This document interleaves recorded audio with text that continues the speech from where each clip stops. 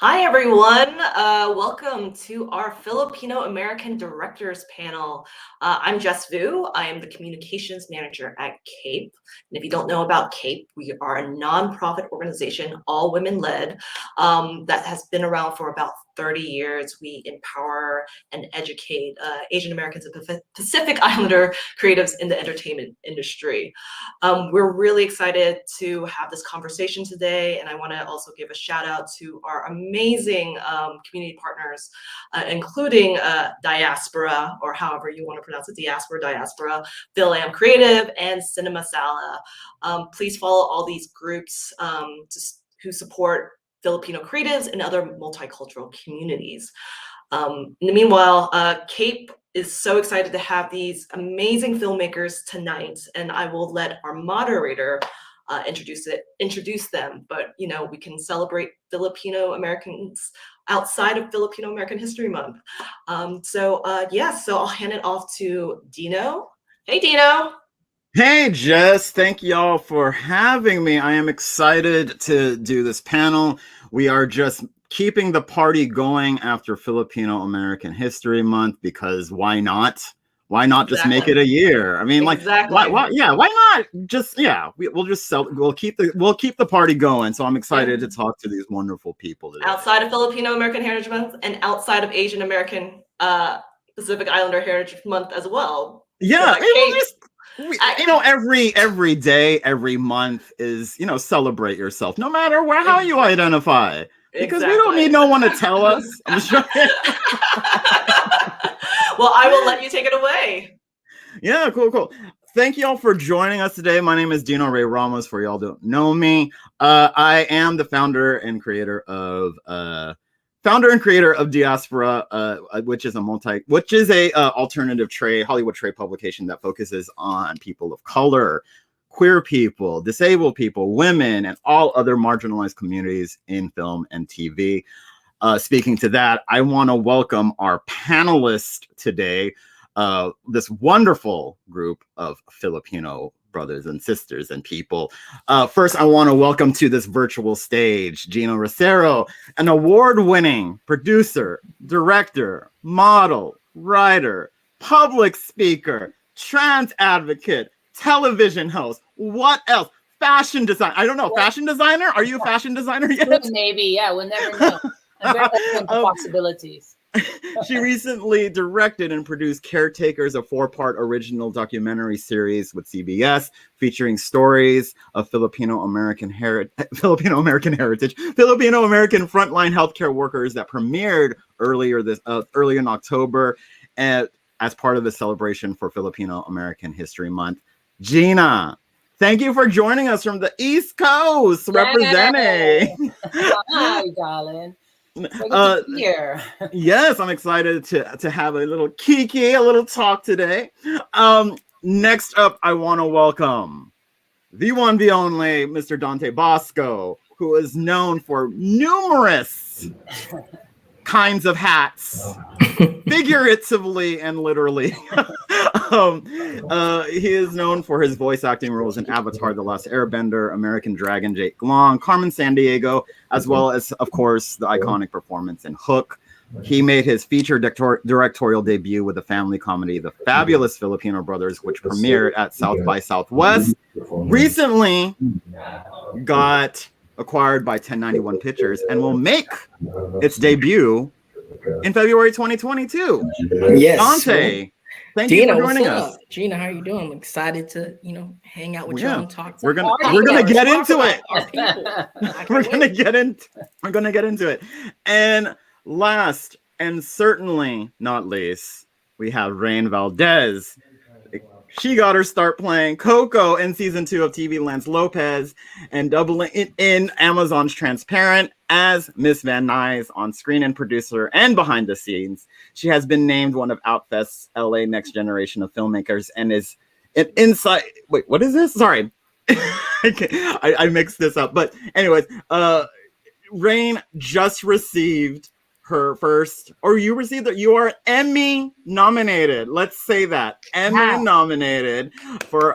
You receive an Emmy nomination for Outstanding Actress in a short form comedy or drama series for your lead role in Razor Tongue, which you created, produced, and crowdfunded. Rain, thank you for blessing us with your presence. Oh my gosh, I'm so excited to be here and see all of your beautiful faces. Cool. Well, thank you all for joining us. And for those in the audience, thank y'all for joining us. And as we talk, if you have any questions, I will revisit your questions later. We will have a Q&A portion at the end towards like about 10 minutes when we have 10 minutes left. So let's get started.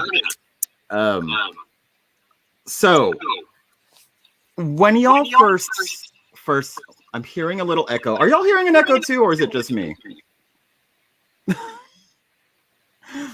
Okay, I think it's gone. It's gone. This is live, guys, so that's how it is. When y'all first entered the biz, as we call it, did y'all? I mean, you guys entered through different avenues, I'm guessing, but did y'all even know you wanted to enter into filmmaking? Did y'all just want to stay in front of the camera?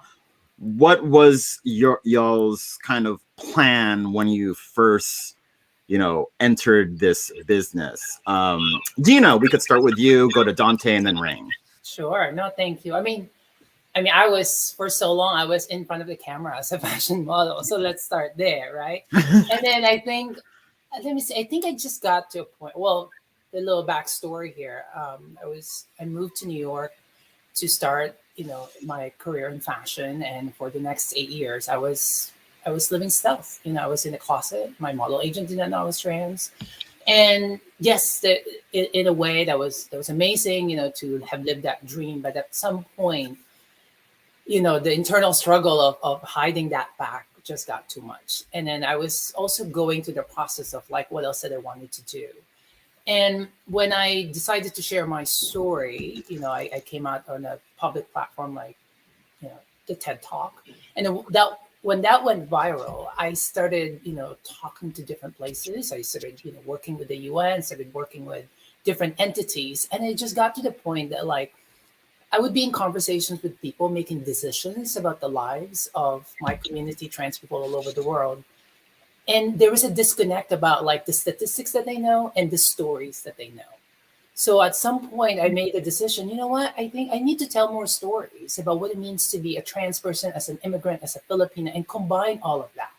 And having no background with producing and filmmaking, I just basically, I had a co-founder, Ali, who worked with me, and we started knocking on people's door. And, we had this, we did a web series that turned into a TV special with Logo. And that became our first project. And from that moment on, it changed my outlook on, what, this is what I want to do. It combined both, as a producer to be in control of the story, but also the artistic decision-making of not just being in front of the camera, but also behind the camera. And since 2016, I've been producing, and just, last year I made, I have this project with PBS that we've been pitching about stories of Filipino American frontline workers in so many different fields and different variations of it. And because I've had it since October, and looking at that document, and I just felt like, what? I knew I wanted to direct. I didn't know I wasn't going to direct it at first, but because I've been living with these subjects for so long, I realized, what? I'm going to do it. Why not? And I did it. PBS said yes, and I did it. And now I just want to direct more. How about you, Dante? Well, I started when I was 10. So I was 10 years old. And you still look the same. Yes. So, me and my family have been in the industry for a long time. I've been in the industry now for like, I think 36 years, something like that.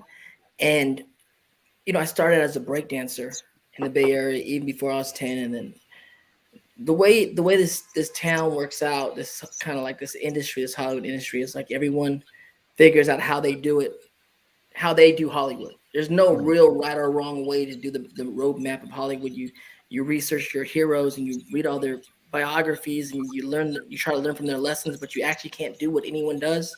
You actually just kind of figure out what you're gonna do. And I've been very fortunate in my career over the last 30 plus years to be a dancer, be an actor, be a voice actor, be a poet, write plays, write screenplays. Last 10 years, produce Asian American films. You know, nowadays, also now I have a pretty popular podcast, which who knew that was going to happen? I wrote a book, I became an author, and I got to direct my first film that just came out. So directing is just kind of like, it was just, you know, in the path of all the things I'm doing, it just kind of continues to you just kind of continue on the path of the stories that you want to tell, much like Geena. It's like there's stories I want to tell as an actor. You're a part of so many other people's stories, your character and all these other things. And I love acting. I'll always be an actor. But as I started producing and understand that I really want to tell Asian American stories, because that's what was missing in my kind of upbringing in Hollywood, you know, goes from producing and writing scripts to project that comes along, like I'll direct that. It's personal stories to me. Let me be the one to helm that one. And so, yeah, I'm sure there'll be more directing in the future. But it's a wild ride in this town, and the ride's not over. It kind of keeps continuing. Cool. Thank you. And Rain, how about you? You know, what made you kind of want to, did you even know you wanted to be a filmmaker? I knew I wanted to be an actor. I knew I wanted to be in front of the camera. I loved romantic comedies. I loved comedies. I loved thrillers, horror. Growing up was just very inspired by what I was seeing in terms of my American upbringing, because I was born in the Philippines, but I grew up in Guam. And when I moved to LA, it was sort of like this clean slate, fresh start. Nobody knew who I was. So similar to Geena's story, I decided to just keep my gender history to myself and live stealth, and got myself into an acting class the first year that I got here. And basically just studied the craft of acting, and, you know, started auditioning. I got an agent, but I immediately, quickly realized that there was a disconnect from what I wanted to do versus what the industry saw me as. I was constantly being invited to audition for roles that are very stereotypical or small, or, you know, just kind of what they think an Asian American looks like or feels like or should be. You know, I was sexualized a lot, or put in, I don't know, like in roles that are nurses or maids and things like that, and they weren't bad opportunities. They were great, and I did the auditions, but I realized that at the time, I don't think anyone was going to cast me as a lead in a romantic comedy. So over time, it just got to be a little disheartening, and so I switched gears, and I got a job in post-production and started learning filmmaking that way. I learned how to edit. I learned how to produce the finishing aspect of feature films. And then one thing kind of led to another. You know, I started writing my story, and because I knew there was a need for my perspective and my story in the genres that I love. And when I started coming out of Living Stealth, everything kind of just sort of snowballed and started happening all at the same time. So for me, it was just sort of like this thing that I keep coming back to. Everything that I've tried to do besides acting just kept leading me back to being on screen. And so, you know, with my writing, it led me to co-direct, and then the co-directing, I realized, oh, no one can really play this role but myself. And so I would play the role. And that's just sort of how it happened for me, is trying to figure out how to prove to this industry what I'm capable of, and how to show them that I can do the things that they probably don't think that I can do, because they haven't seen it yet, or that at least they haven't seen me do it. And so as soon as I started putting my work out there, like Ryan's and Razor Tongue, that's when the opportunities and the auditions started to change, because then they started to really see what I was capable of, and things and opportunities started to shift in a way that was exciting for me, So yeah, it was sort of like one thing leading to another, and me kind of realizing that the steps that I've taken to be able to tell my story, but also just be the actor that I know that I could be, it became a necessity to learn all the other skills that I've had to learn: writing, directing, and post-production. I had to learn all those things just so that I can show the world what I was capable of. Yeah, speaking of that, on a broader spectrum, there are, like, each of us in this room have our own story, and they're vastly different, right? But also the Philippines in general and Filipino Americans have so many stories that I'm still learning about, that are never told, that are constantly looked over. Like here, like I just know of, like, there's a whole thing, like, story in Watts where they killed a bunch of Filipino people, which I didn't even know happened. There's just so many stories, but with kind of the scarcity of Filipino Americans or just Filipinos in the industry, do y'all feel kind of, I don't want to say pressured, because that kind of indicates it's negative, but do y'all feel the need or the responsibility to tell Filipino specific stories? Or do you think it's more of like these very relatable stories that are kind of general but happen to be Filipino?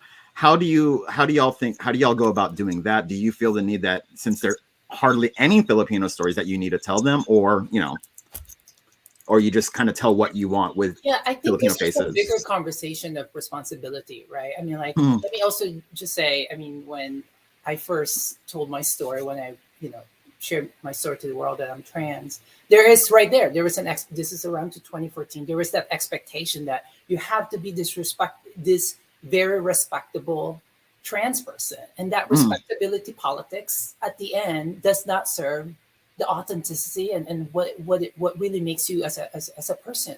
And I think that applies as well, for as a Filipino. I mean, for me, I'd like to believe that I want to bring in a lot of my lived experience. I was born and raised in the Philippines. I've lived half of my life in the Philippines, half in the United States. I like to ground my point of view and the stories that I'm sharing from that. And I think because of that, it's vast. Also, last year, pandemic, I'm right here sitting down, writing my book. I'm writing my memoir right now. And then when I started writing, I just, in a way, it tapped into this other part of myself about obviously looking back at my life and my journey. But it also allowed me to see, as a producer, I saw it like, oh, this is the kind of stories I want to share once this get published, and then that allowed, but I guess in a way, learning and really understanding more about my journey, I get to really see and, dream about these stories that I wanted to share. That, yes, there's responsibility to it, but I'm not going to put pressure on myself about, we should just be as messy as any other community. But at the same time, with that particular nuance and applying your own particular way of subverting that conversation. And I think when there's a Filipino behind the scenes, behind that storytelling, we would like to think that, like, those kind of stereotypical portrayals are not going to happen. Right. I think the answer is yes. To your question, Dina, I was like, yes. That the reality of what representation is and how we're looking at stories is, yes, more. Everything. Like what Geena says, like, all the stories can't. What matters is more stories. Everyone is everyone, but you're not going to get that feeling if it's just one type of story, one type. We are everything, like everyone is everything. But the reality is, until now, we have not outputted as a community of filmmakers and writers enough product. And it's not on our own, just how the industry works, right? But now we're in this golden era where we can put out more and more product. And the more and more stories that we tell on this panel and other people tell, it's all adding to really depicting who we are as Filipinos and around the world. And like what everyone said, we do what all filmmakers do. We write what we know. We write the stories we know. We write, and that's what we are supposed to do as artists. That we are digesting the world through our perspective and our lives, and we're telling our stories from our perspective.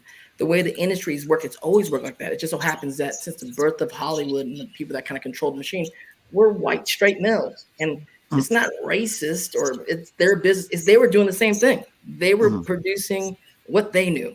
They were coming from the perspective of what they knew, and it just happened to be have been, you know, very stereotypical aspects in how they saw the world, because that's how they saw the world.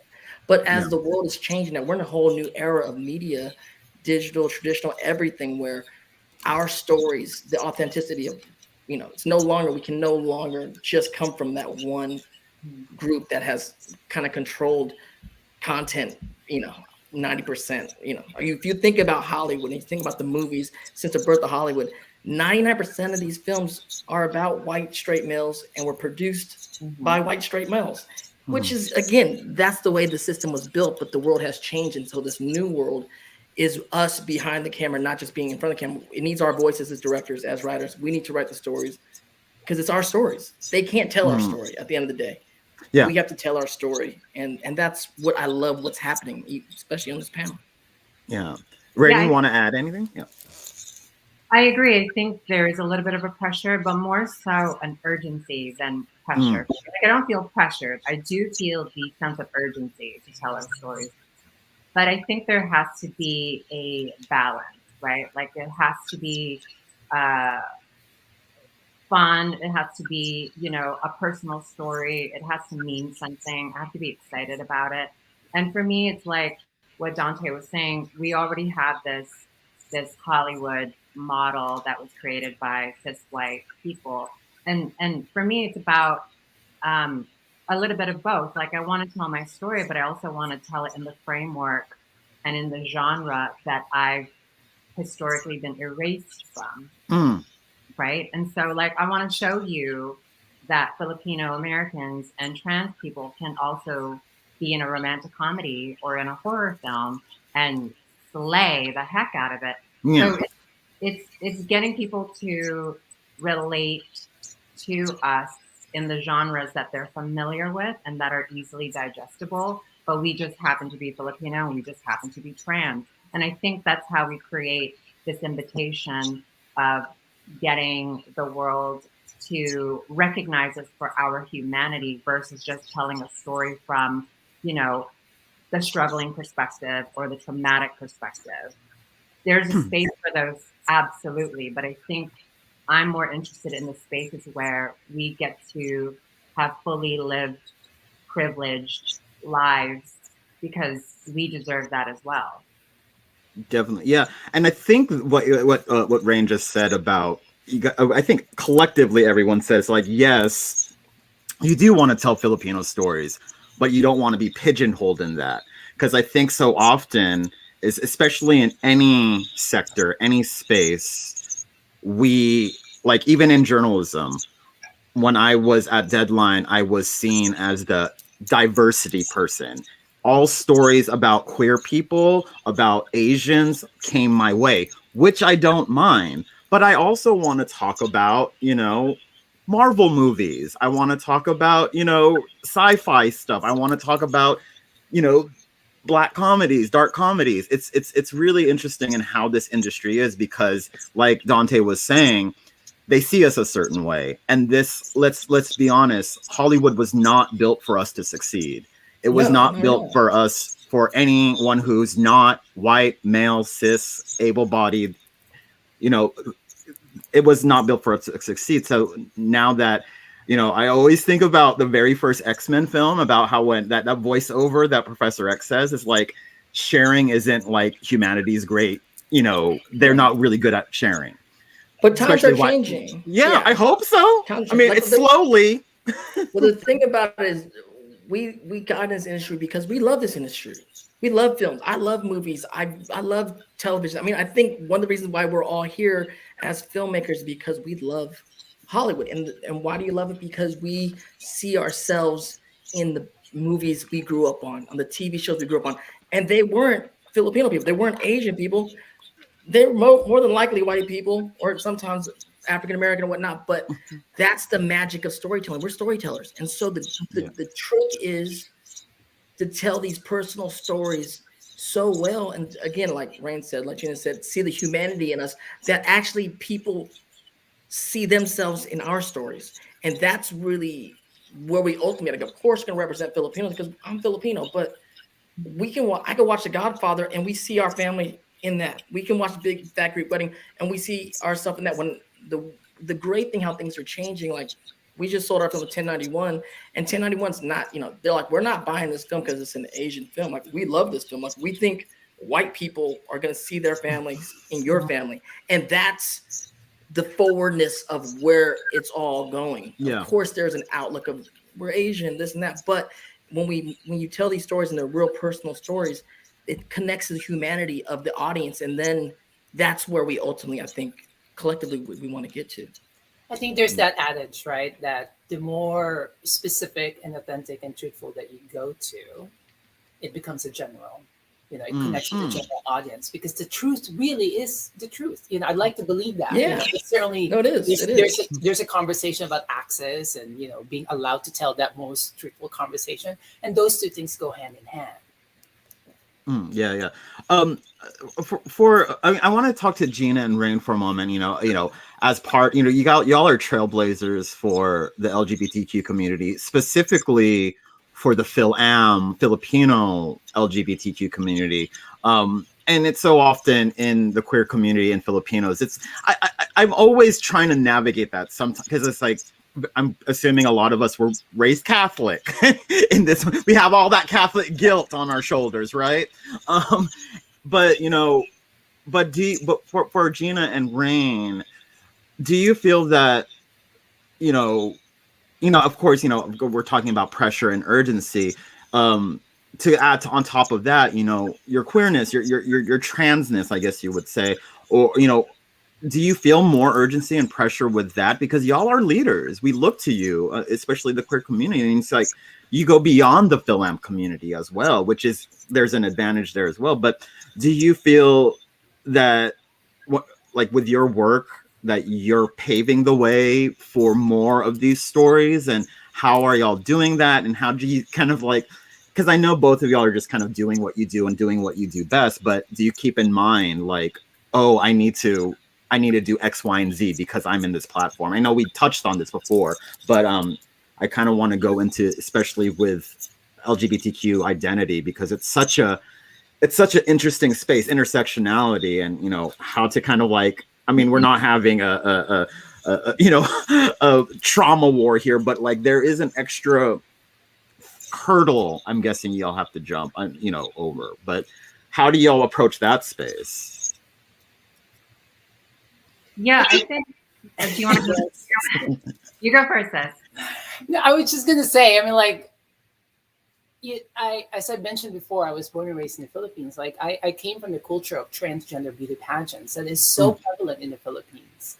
So the notion of trans beauty pageant in the Philippines that happens during religious Catholic fiesta celebration, for example, there's a feast of Saint Nicholas in the little barrio, right? And during those 5-day celebration, the main event is a trans beauty pageant. So that paradox of that, and realizing that, on top of realizing this thing that you mentioned about Catholic guilt, and realizing, you know what? I recognize that. I'm not going to play into that. I'm going to just honor the truthfulness of these stories that I wanted to share. So that's one part. And then the other side is, as I mentioned, I've entered into this now directing. I'm writing my book. I'm still editing. Parts of the docuseries Caretakers showing on PBS, but then I'm also doing these other projects. Going from one project to the other, I need to protect my sanity, because those three things happening at the same time, it's emotionally taxing, especially when you're telling a very personal story. So yes, I recognize that in the community that Rain and I are a part of, there is that need and people look up to you. But at the same time, at the end of the day, if you cannot take care of my mental state by managing all those projects while also putting that outside forces in myself, I won't be able to do it. So I recognize it, and I don't think it's a selfish thing, but I don't let that guilt and pressure to dictate on my mental state that's happening at the moment. I have to protect it. Yeah. How about you, Rain? Yeah, I completely agree with Geena. I think mental health care has to be a priority in this industry. And it's the intersectionality of having, the marginalized, in the double, right? Like being like Filipino American. The thing about me particularly as a Filipino American, growing up Catholic, as well as being trans, is that I find myself not wanting to alienate or offend anyone in this industry. But then I'm also realizing that the people in the decision-making power don't want to take the burden of blame or be put on the spot for past mistakes. And then so when I come across people on the other side, it's sort of like, a rock and a hard place situation. Vulnerability meets vulnerability. And, how do we have these conversations if we're not being truthful to one another, right? And,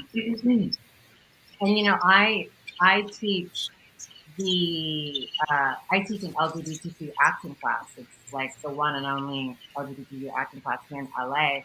And, having my class, I see myself a lot in my students, but I'm also realizing how fortunate I am to have figured out a way to validate myself in a way that my students haven't figured out yet. So when they look to me and they look to Geena, it's an opportunity for them to see themselves in us. And so that's why I think what we do is so important. But what people also need to realize that as a trailblazer, so to speak, it's, we're still kind of in the thick of it. We're still kind of like with a machete, just kind of like blazing through with no visual reference of what it is, what we're going to see at the end of it. But we do have a visionary path, and as we forge ahead, it becomes this thing where at a certain point, you get exhausted and you're going to need some help, and it's really about creating a built-in system so that you know how to take care of yourself, so that you can stand up for the people who look up to you, right? And make that connection. Yeah, I like what you said about the machete. Kind of like we're trying to figure it out. We're still in the thick of it. And like for Dante, similarly to Rain and Geena, it's like you are also a trailblazer. You were like, when I was kind of back in the day or whatever, when we were younger, it's like you were the only, right? And you had no template to follow. You were just like, oh, okay, I'm acting here, and we saw you in Hook, and we saw you, in like Moesha, and like kind of these little peaks, and part of me was like, oh, he looks like me, and but how did you navigate that? Because there really was no template for you. You were just kind of going in blind. You were just doing your thing and doing it well. So I think it helps. I started so young. When you're so young, like at 10 years, I was 10, and I was a breakdancer, and it's just about rocking and being like the best. I was like a battle dancer. So going into acting was the same thing. Audition to me was just a battle. Like just go in there and just be better than everyone else in the room. And that's really that's the industry, to a degree. And I mean, it's a leg up because it's before you're really understanding identity, and you're really not really putting two and two together. It's like, yeah, I'm Filipino, but not identifying like at 10 years old, like I'm a Filipino kid. I'm just a kid who's here to read this role. And And so I was very fortunate, very fortunate. Like the first thing I auditioned for, I booked, and then just kind of kept rolling. And then I was able to, when you look back at my career, I was able to kind of introduce to America a different kind of Asian than that has been seen before, as far as different than the stereotypical things. A smart kind of Eastern Asian kind of kids. All of a sudden, I grew up during hip hop. I was urban. It was like a different flavor that kind of came through, and again, it comes back to humanity, right? I remember a director telling me when I was younger, it's like, you're gonna do a lot of good things for your people. I was like, why? He goes, because we see Dante before we see that you're Asian. Like, you walk in the room and for some reason we see Dante, and then people started writing roles for me, like I'm Moesha or Fresh Prince, and they start, like Fresh Prince, I'm playing not the stereotypical smart Asian kid. I'm playing the dumb jock. Like, what? Yeah. Or Moesha, I'm playing like the hippest kid, popular kid in the school that's like rapping and all that kind of stuff. And till then, that was not a thing that people realized Asians could be in America. And of course it was out there, but it wasn't being represented. And then as years go on, people, it's a badge of honor. People are like, you're the first cool Asian kid I ever saw in movies and television.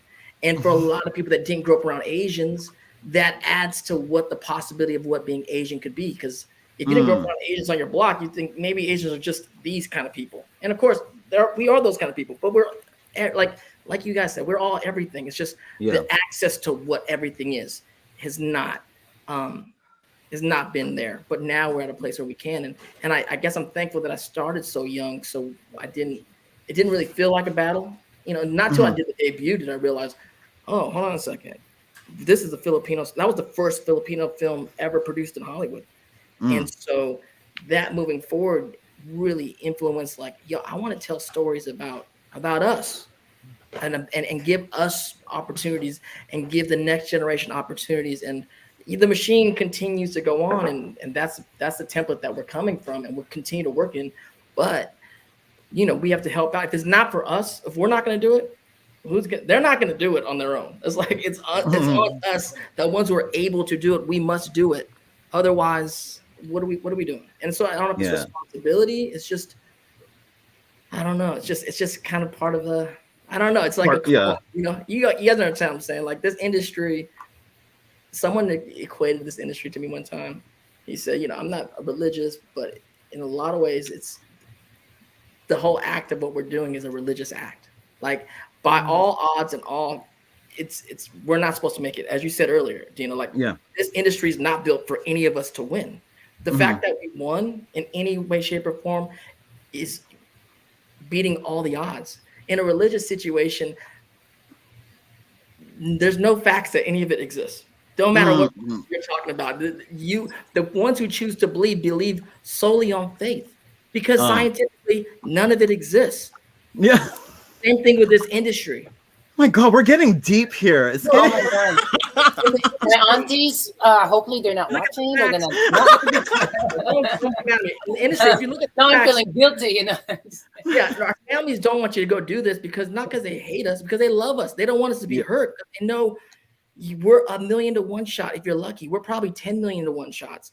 But the fact that we all jump on a plane or in a car on a boat and come to Hollywood and do this thing is nothing short of a vocation. Like, I need to tell my story. I need to express myself. I need to put myself out there, even though I know I'm probably going to fail, but we got to do it because we're just drawn to do it. And the fact that we were able to succeed in it is just a testimony to everyone's, hard work and belief in themselves, because the rest of the world's waiting for us to fail, for sure. Work. Yeah. I want to speak, first of all, I want to second that motion that Dante was the coolest kid I saw on television. So second, that's hands down the truth. And then secondly, I want to speak to what you were saying about being, 1 in a million chance, because I think one of the reasons why I started writing and creating and wanting to direct and produce is that I wanted to change the odds for myself. I knew that if I was going to do this, that there's nothing else in the world that I would rather do. I have to strategically figure out how to change the odds for myself. And it totally worked. That is true. So any filmmaker that's watching this right now or aspiring filmmaker, you can change the odds by telling your own story. So I love that Dante said that. Right. And I know we're Asians here, but it's not just Asians or Filipinos. Like the prettiest white boy and white girl that come to Hollywood are 1,000,000 to 1 shot for them to even book a job. So it's like, let's get that straight. It's not just us being people of color, minorities, anyone coming here. And the fact that we're people of color, even it makes it more. But even those people have a great shot. I want to kind of say we're kind of at an advantage, but just because there are a lot of those white hoes that come here that look alike. Dino. It's hard for everybody. Really getting into it. Well, it's like I really wanted to get into more, but we will. But if y'all if y'all have any questions, start putting them in the comments, and then we'll get to them soon. I really did want to get into this whole thing about Filipino representation, or in general South and Southeast Asian representation, because there is often the whole thing about, it's like I love our East Asian siblings, but it's like, and I think it's not necessarily their fault, but it's like no one really comes to the South Asian. It's kind of like, let's just face it, the darker Asian you are, the more ignored you get. It's kind of like it's kind of the truth. It's but we've been around for a long time. The thing about being Filipino in particular, we're such almost a chameleonized kind of group. Like if you look at nearly every Broadway musical play, like there's been a Filipino in that cast for the last 30 years. They're not playing Filipino, playing everything else could be Latino roles, other Asian roles. Every Miss Saigon has been Filipino. Like that's just kind of, we are around. And I think for us, but and specifically being Filipino, we're at a place now where we're coming into our own, we're starting to tell our own stories, but we've been in this game for many, many years, helping to tell other people's stories, being other, and that's fine. That's how Hollywood works. That's great. I love being a part of other people's stories. But I think now as artists, with us directing and our generation taking the reins, and like Rain said, telling our stories, on us to tell our stories, it's changing what's happening and how we're moving forward. Yeah, Filipinos are definitely verse, if you know what I mean. I'm just being trash today, guys. That's why I'm here. We are starting to get some questions in the chat box. So I'm gonna ask, let me see. Yeah, what are y'all most excited about in the industry right now? Anyone who wants to chime in. I'd like to think that, like, people are open to hearing more, especially with just meetings that I'm going to, and people are really, there's a sense of, okay, and even more so, they wanted to hear more. I'm going out there pitching stuff, and yes, I'm perhaps newest, here. But I'm feeling people are listening more, and I like to think that the audience and also the decision makers are listening more. They're afraid to get called out, and I think with so many shows that would seem, whether Rami telling a particular story to I mean storytelling a very particular story, I think people are beginning to really, wanting to have more stories. So I'm really excited about that. The world's changed. The industry's changed. The world's completely changed. When I started in the industry, they didn't even know what a Filipino was. Literally, I would walk into a room and they're like, "What are you, like Filipino?" And they're like, "I don't even know what that is."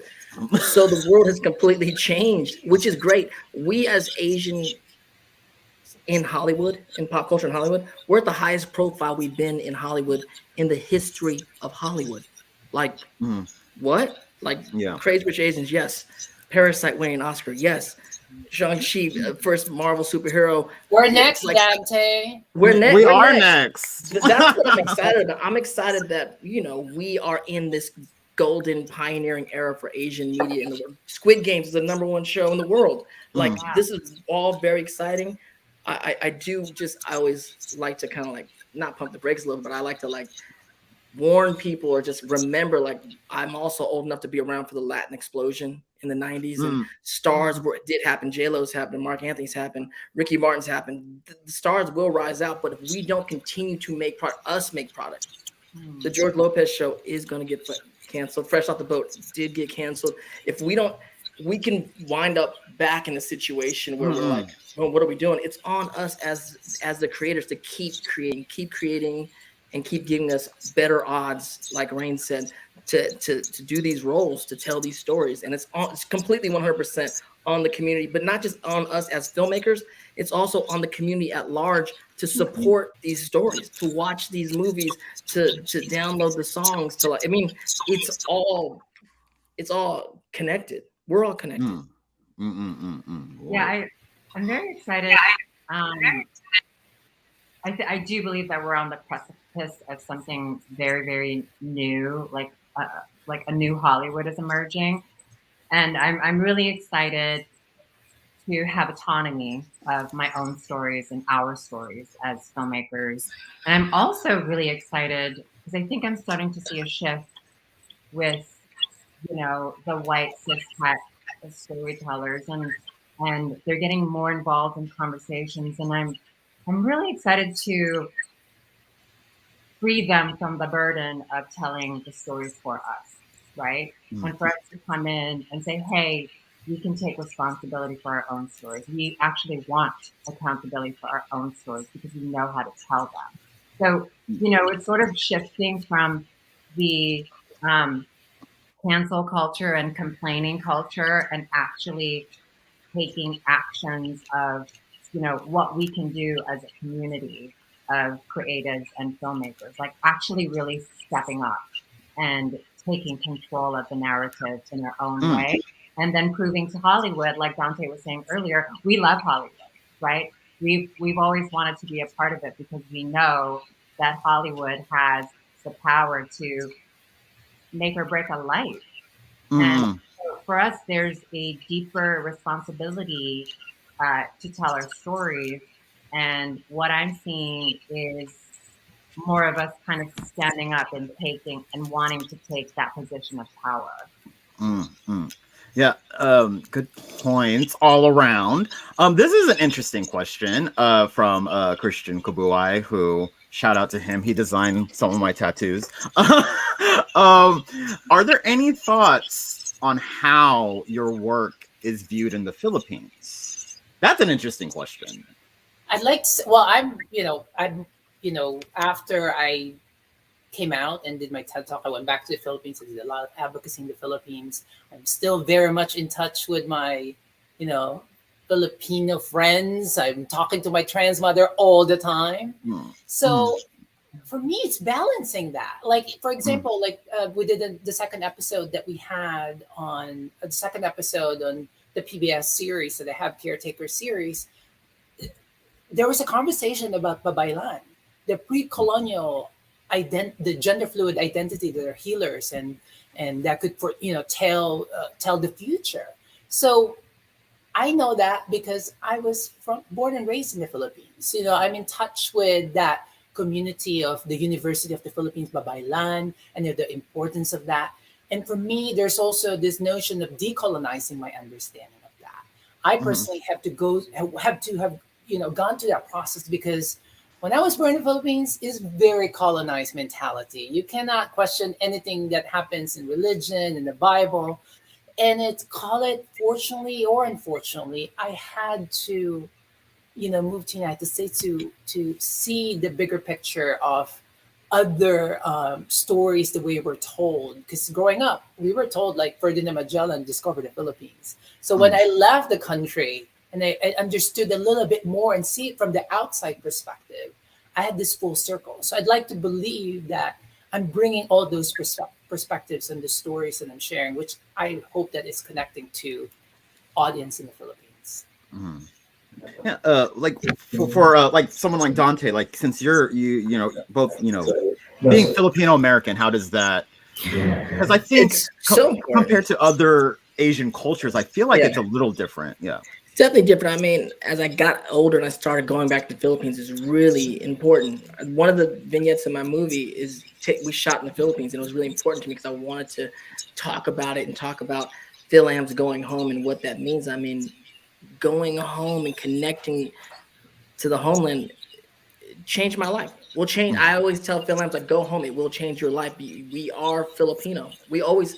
It's not like something we didn't know. It's just like something you don't really, really know until you go there. And so, one of my goals as an artist in the last, few years was to go home and start building bridges from America to the Philippines or Asia and whatnot. The first few films I produced were all Asian American films based out of here in Hawaii and telling Asian American stories. But then I realized, as the world changed, the world's changing. There's no longer any borders. Like, we're in a borderless media world.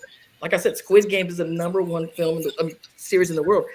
Then I realized we had to start going home, and I started connecting and started producing films with notable Asian and Filipino Americans in front of behind the camera, and connecting them with Filipino stars and the Filipino producers and the studios out there. And we're all learning how this whole thing is working now. So there's no more like it. Anything they're watching, we could see. Anything we're watching, they see. So we're very sensitive how our films are being kind of like digested there, and how they're seeing who we are there. It's the conversation of art's going on, and it continues to go on. So I really love, I try to think of myself as a citizen of the world, and also, being Filipino being as a big part of that. And now's the time to just build more bridges, and not just the artists. Again, there's also financial institutions and things out there where it's like, yo, let's make movies, let's make TV. It's going to be seen not just in the Philippines, it's going to be seen by the world. And yes, the Philippine audience in the Philippines does matter to me a lot, for sure. Rain, do you want to add, or just sign off on what everyone said? Yeah, signing off on what everyone said. But I was pleasantly surprised when certain news outlets from the Philippines actually reached out to me after the Emmy nomination to interview me. There's a lot of love and a lot of support for our community and for what we're championing here in the U.S. And so I was just excited to make that connection with the motherland recently. So yeah, it was great. I grew up in Guam, so born in the Philippines, and I recently went to Guam this past summer, and that was a different experience. It was, you guys, I'm like the J-Lo of Guam. It's like the smallest island, and as soon as I got there, paparazzi was following me around, on the front page of the newspaper. It was such a celebration, and Guam Pride is only 5 years old, which is something that I didn't have growing up. And so to see my little island become very progressive and actually catch up with me and everything that I do out here was really, really inspiring. Come on, J-Lo of Guam. I love it. Let's go.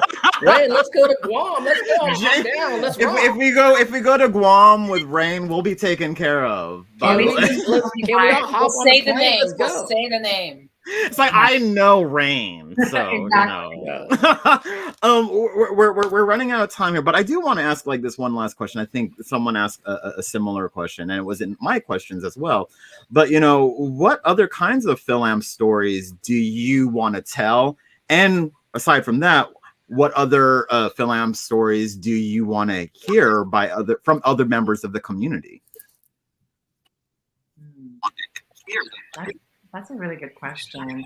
I want to hear. I want to see a generational story, a migration story. I want a series that starts out in the Philippines, and I wanna just kind of see it unfold and how that family made its way to America. Just kind of diaspora in a way, right? Just seeing that sort of migration story, which I think is really important. I don't think that I don't think I've ever seen anything like that. To be Yeah, honest. like an epic Filipino Yeah. migration story. I would love to see And I that. just say something really quickly on that.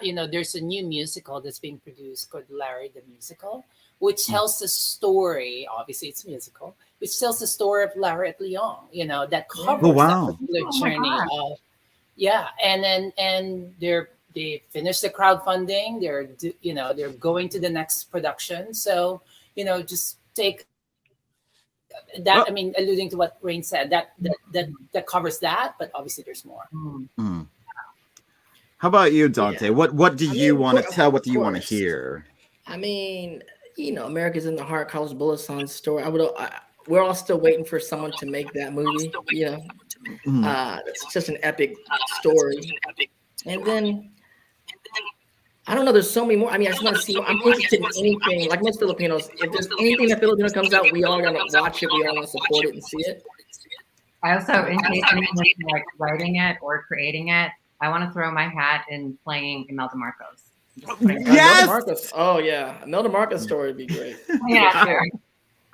Yes, I Yes, would love Imelda to Marcos see would that. be great. I mean, I'm fascinated. I can't wait to see what Joy Coy does with his film Easter Sunday coming out next Oh, year. yeah, also. shout out to I'm Joe excited Coy. for that. Shout out to Joe Coy. I want to see Joe Coy, how his film turned out.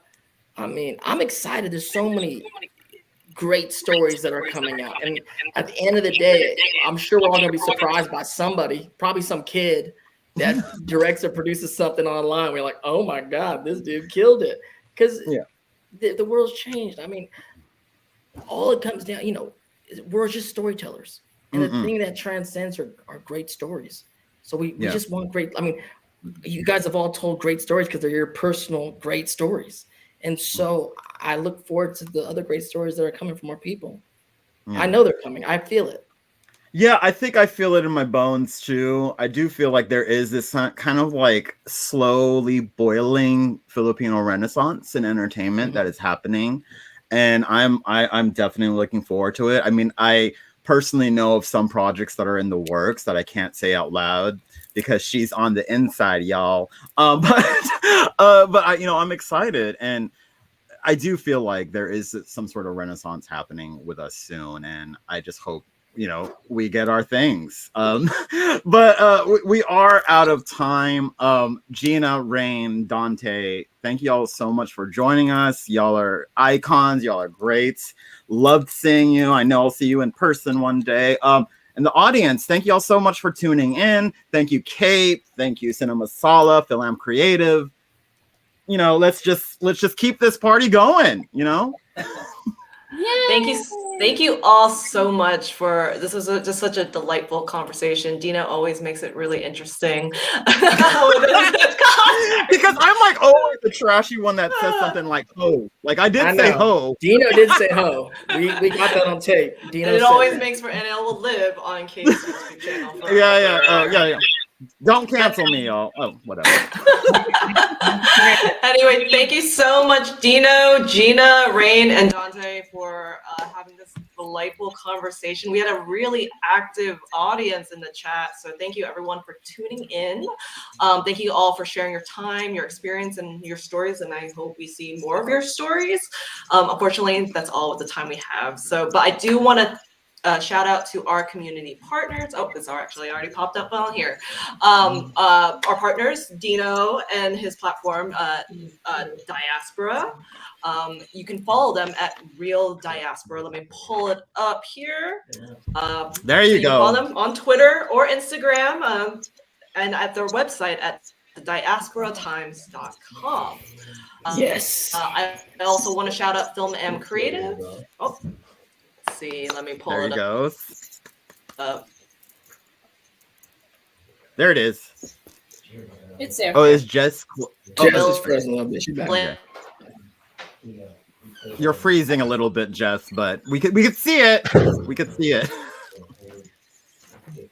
Oh, so you're logged out. Well, I'll take over for Jess since she's frozen. There's FilAm Creative on the bottom at FilAm Creative, filamcreative.wordpress.com. Also, follow Cinema Sala and Cape on all their Cinema Sala at Cinema Sala at Cinema_Sala. Shout out to Marie. She's dope. She be out there directing shit. She'd be out there directing Queen Sugar. She'd be out there directing that new show, The Cleaning Lady. Yep. I'm Shout so out to excited. Bridget Mora. Yeah. And also a shout out to Cape, of course. I know that Jess is gone. Not gone like in the bad way. She got tired of this, and then she was all. Oh, there she is. Or there's Rihanna. Rihanna's back. Hello, a quick pop-in. Hi, my name is Rianne. I am the admin coordinator at Cape. Just did have an internet issue, but so I'm just stepping in and taking over.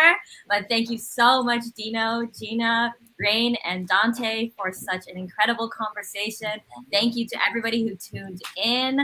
Be sure to follow us at Cape USA, as well as follow these incredible people on social media and hear about the awesome projects that I'm sure we'll be seeing from them in the future. But thank you again, and have a great rest of your evening. Thank you. Thank you all. Thank you guys. Bye. Bye.